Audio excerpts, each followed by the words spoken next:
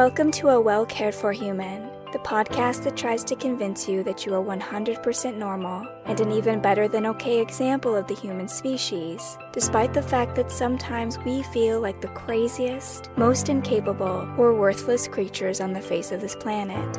I'm Corey, an author, a creative, and the host of the show. Whatever you're bringing to the table today, I hope this episode proves to be a dose of inspiration for you on your quest to become a well-cared-for human. You can find the episode show notes, your free wellness blueprint, and more at awellcaredforhuman.com. And as always, thank you for listening. Hello humans, it's your host Corey, and today we're going to talk about overwhelm. And unlike episodes in the past where I've been like, oh, I used to struggle with depression, or oh, I used to have bulimia, oh, I'm not having sex with people who make me hate myself anymore, so on and so forth. Unlike those episodes, today's issue is fresh off the press, which is to say that I am still struggling with overwhelm on a regular basis. In fact, I was very overwhelmed today with my task list. And because I struggle with overwhelm regularly, it is very fresh in my mind what these spirals feel like, what it does to the brain, how it hijacks our concentration and sends our emotions into overload. And surely I cannot be the only person out there who gets stressed by overwhelm. And it's unclear if overwhelm causes stress or stress causes overwhelm, or if they are something that arise independently or if they arise at the same time, but there does seem to be a relationship between the two.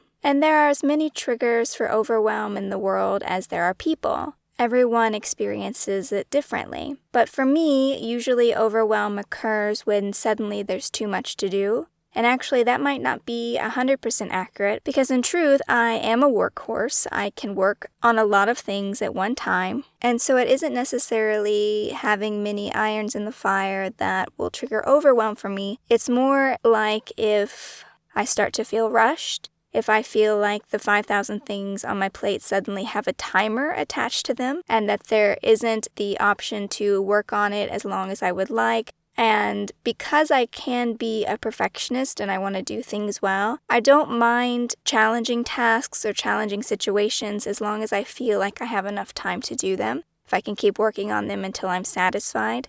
If, however, there's a final deadline, that can bring up a sense of overwhelm in me because I feel like I don't have the time to do it the way I would like it to be done.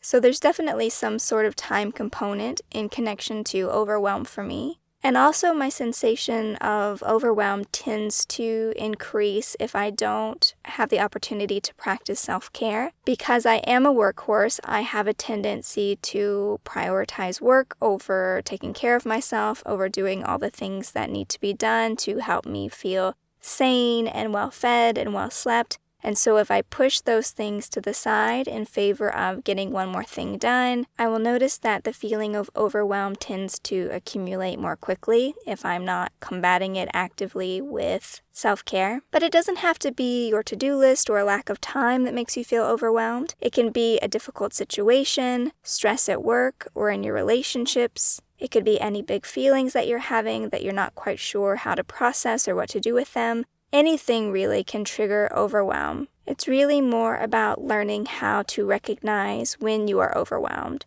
And over time, I've come to recognize that this is what happens when I'm overwhelmed. So first and foremost, I start to shut down. And what shutting down looks like is sometimes a full fetal position in which I'm kind of lying in a heap on the couch, not really doing much. I could be on my phone or maybe just staring off into oblivion.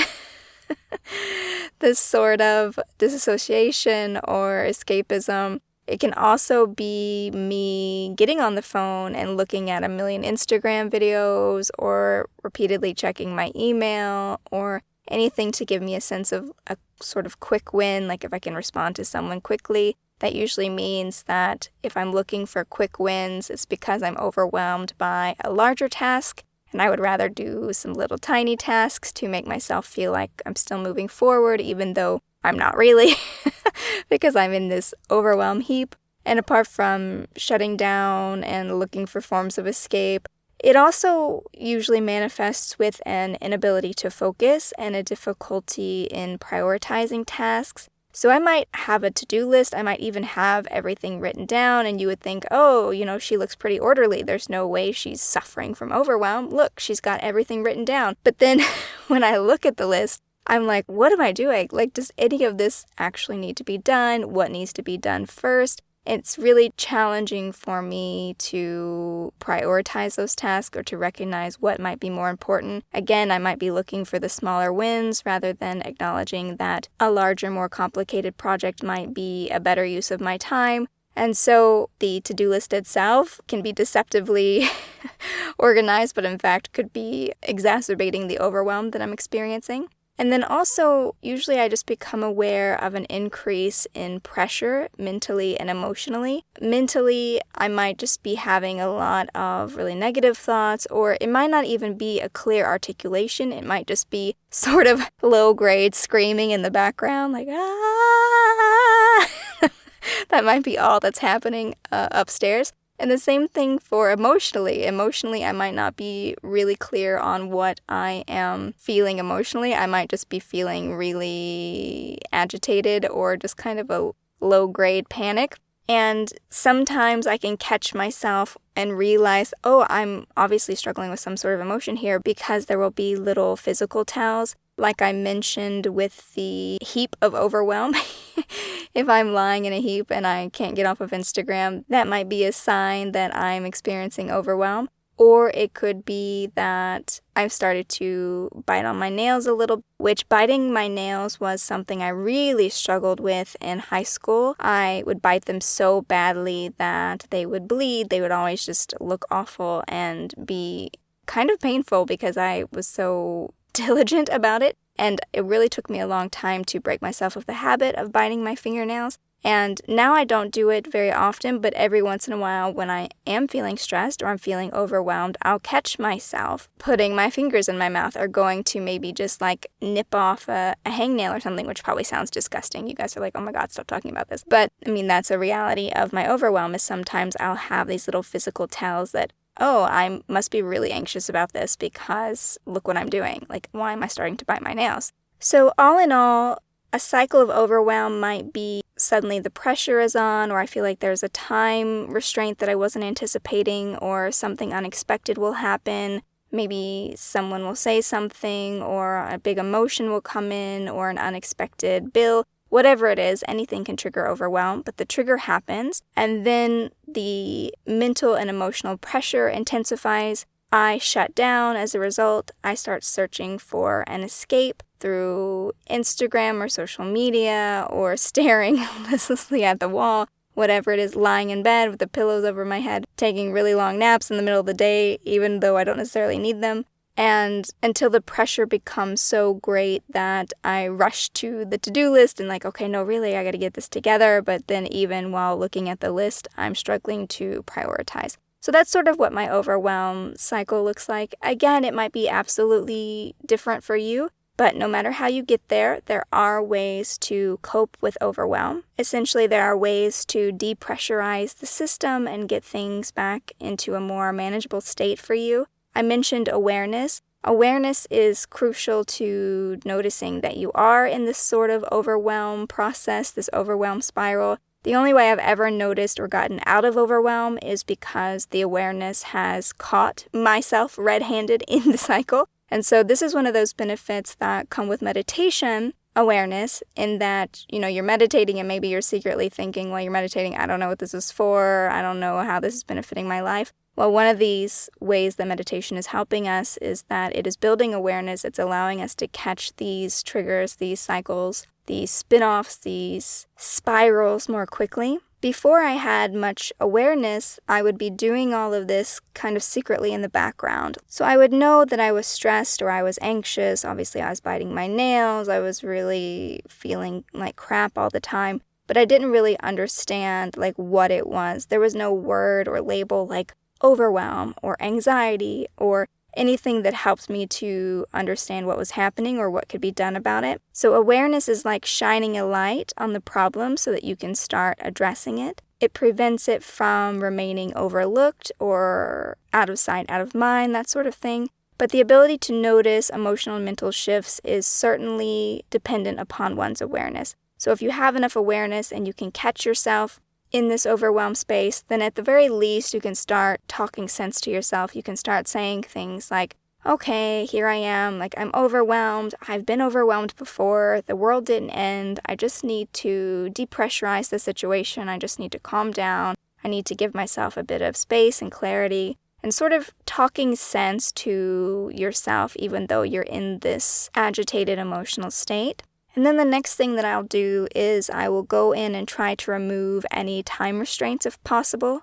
Obviously, some things are going to have deadlines or expectations, and so I look at that and I get a sense of, do I really have to do this by this time, so on and so forth. And if anything can have the time restraint removed, I remove it. Or if anything can get an extension, I will do that. However, there are limitations if you're struggling with procrastination, which we haven't talked about yet, but if that's your issue, getting extension after extension after extension is probably just prolonging your problem, so that's not necessarily helpful. But if you can remove the time constraint in any kind of helpful way, that would be great. When it comes to tasks, for example, or just the simple act of me trying to be alive, if that's what's overwhelming me, I will do a brainstorming session in which I write down everything that I think needs to be done and list out what needs to be done first. So, for example, sometimes overwhelm might just be a very nebulous, overwhelming emotion.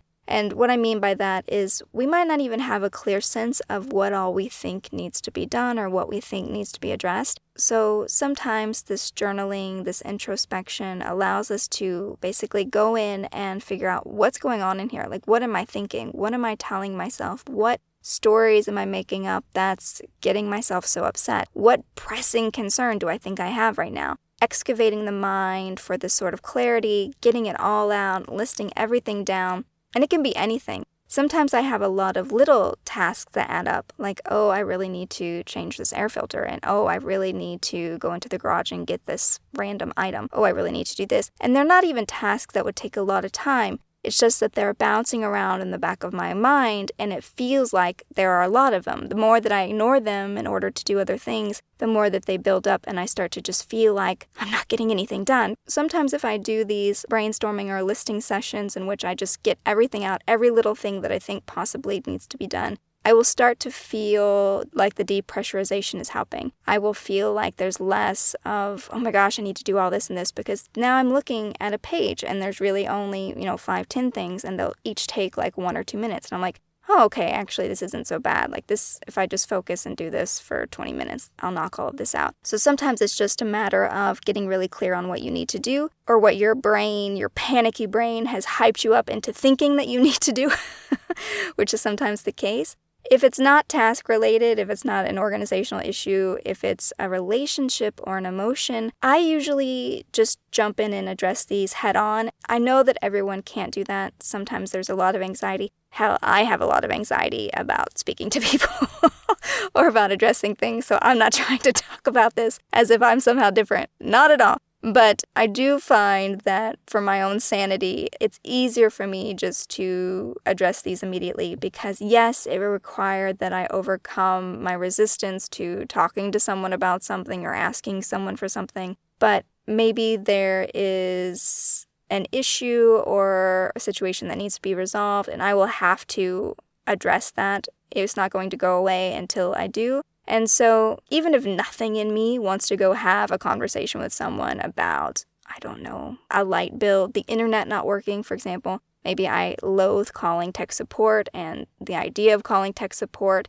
stresses me out, but I know that I'm not going to get my internet back unless I call this person. So instead of just lying there really stressed out about making this phone call, it's better to just dial it, even if I'm while I'm dialing, even if I'm low grade, freaking out about it. I'll just do it because I know that I will continue to lose time and energy and peace of mind the longer that I postpone it, because there is no resolution except through. The only way out is through in this situation. And so if it usually involves some action on my behalf, a difficult conversation with someone, maybe someone said something terrible to me, or maybe I'm having a lot of negative feelings because someone invited me to do something and I know I need to cancel on them or I don't want to go, and I know I just need to tell them that I don't want to go. Instead of just stewing in those feelings, I will just try to address it as soon as possible, because once it's done, then I can move past it. As long as I don't berate myself afterwards. So let's say someone invited me to do something and I don't want to go, and so I get up the nerve to cancel, and then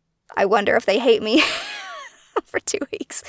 It doesn't really help me to address it head on if I'm going to just then think about it for 2 weeks after and wonder if I'm a bad person. But that seems like a separate issue. That doesn't seem like an overwhelm. That seems like a thought spiral issue. That's a different problem. So we're just talking about overwhelm today. Addressing the overwhelm is get it done if you can. Relationships and emotional situations, unfortunately, can't really think your way out of it. I'm very guilty of trying to rationalize my way out of situations. But unfortunately, I found that because relationship issues or relationship situations have emotional components, the only way to really deal with it is to address the emotions directly. So in that case, for the sake of overwhelm and the sake of not losing time, energy, or your peace of mind, I would try to deal with it sooner rather than later if you can. Pump yourself up, promise yourself an ice cream after, whatever you gotta do to get it done. Make the situation as easy to overcome as you can. Do that thing. However, there are situations where you feel overwhelmed or maybe a strong emotional residue and you cannot take an action, specific action. So, for example,